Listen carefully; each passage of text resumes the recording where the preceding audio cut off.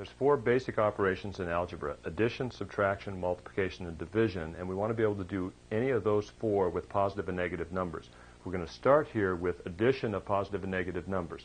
Now, the rule is written in the book. There's a lot of examples in the book. The first thing you need to do is convince yourself that the rule makes sense to you. If it doesn't, do whatever it takes to get to that point where you believe the rule, where the rule makes sense to you. The rule isn't going to change. You have to change. The second thing that you want to do is work enough problems correctly, problem after problem after problem, so that you operate just naturally according to that rule. That rule is just a description of the way you operate when it comes to adding positive and negative numbers. The way to get to that point is simply by working a lot of problems. Let's look at a couple here on the board. We want to add, first of all, 13 plus negative 20. Now, 13 is positive. There's no sign written in front of it, so it's assumed to be positive. So positive 13 plus negative 20. Two numbers with different signs, we subtract their absolute values. So I'm going to subtract 13 from just 20. I get 7. The sign of the answer is the same as the sign of the number with the larger absolute value. Negative 20 has a larger absolute value than 13. It's negative, so my answer is negative. So positive 13 plus negative 20 turns out to be negative 7. You can visualize that on the number line, whatever you want to convince yourself that this is the correct answer. But in the end, you want to just be able to do this problem very quickly. 13 plus negative 20 is negative 7, period. Here's our next problem.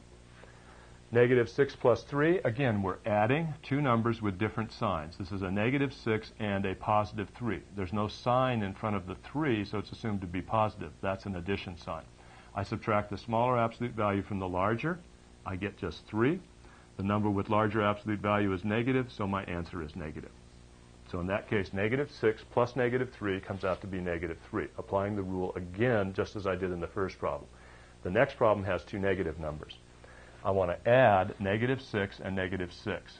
According to my rule then, I want to add absolute values. 6 and 6 is 12. And then I use the common sign. Whatever sign both of these numbers have, my answer has 2.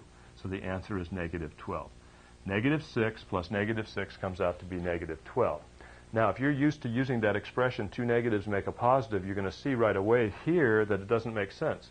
In this case, when I add two negative numbers, I end up with a negative number.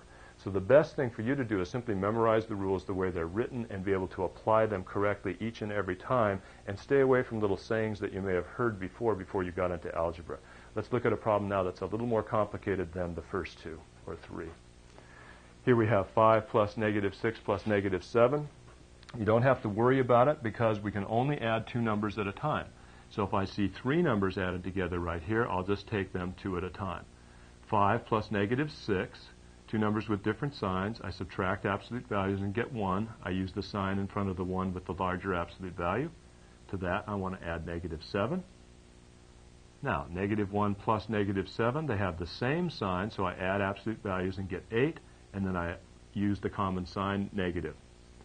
Now, when you do these problems yourself on your homework, you want your work to look just like this work. Each line has to be a complete line with an equal sign in front of it. Copy the whole problem down. Don't do just a lot of little calculations over here and then write the answer. Make your work look like this. Here's our next one.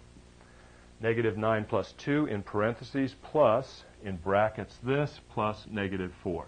So let's work inside the parentheses. Negative 9 plus 2 is negative 7. Plus, inside the brackets here, 5 plus negative 8 is negative 3.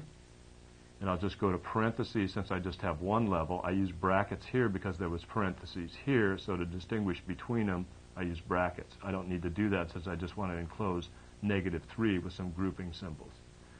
Plus negative 4. Now I add, I add my first two, negative 7 plus negative 3, negative 10 plus negative 4.